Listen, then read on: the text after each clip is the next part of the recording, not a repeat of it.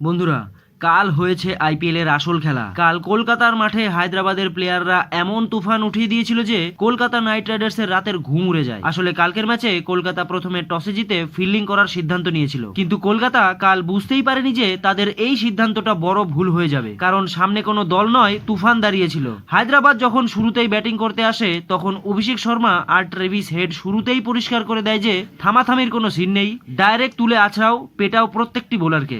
কাল কলকাতার প্রত্যেকটি বোলার ফেল মেরেছে হায়দ্রাবাদের ব্যাটিং এর সামনে। ট্রেভিস হেড মাত্র 21 বলে 46 রানের ধোঁয়াধার ইনিংস খেলে আউট হয়, আর অন্যদিকে থাকা অভিষেক শর্মা আরো বেশি পেটায়। সে মাত্র 21 বলে 48 রান করে আউট হয়। ঠিক তারপরে ঈশান কিষানও মাত্র 14 রানে যখন আউট হয়, তারপরে মনে হচ্ছিল যে কলকাতা মনে হয় একটু ম্যাচে ফিরতে পারে, কিন্তু হেনরি ক্লাসেন আর নীতিশ কুমার রেড্ডি এসে খেলা আবারও ঘুরিয়ে দেয়। দুজনে মিলে 82 রানের খুব সুন্দর ধোঁয়াধার ইনিংস খেলে। হেনরি ক্লাসেন 52 রান করে এবং নীতিশ কুমার রেড্ডি 39 রানের খুব সুন্দর ধোঁয়াধার ইনিংস খেলে, যার কারণে 20 ওভারে 8 উইকেট হারিয়ে 226 রান করে 227 রানের পাহাড়ের মতো টার্গেট সেট করে দেয় কলকাতাকে হায়দ্রাবাদ। তাই শুরুতেই এত প্রেসার ছিল যে ফিন অ্যালেন ভালো খেলা তো শুরু করে, কিন্তু 28 রানের মাথায় সে আউট হয়ে যায়। তারপরে তো কলকাতার প্রত্যেকটি প্লেয়ারই মাঠে এসে হেগে দেয়, শুধুমাত্র রঘুবংশী ছিল যে কলকাতার তরফ থেকে নিজের হাফ সেঞ্চুরি পূরণ করেছে, যার কারণে কলকাতা 16 ওভারে অল আউট হয়ে যায়, তাও আবার 161 রানেই। তাই হায়দ্রাবাদ কাল 65 রানের বড় মার্জিনে তাদের আইপিএলে প্রথম জয়লাভ করলো।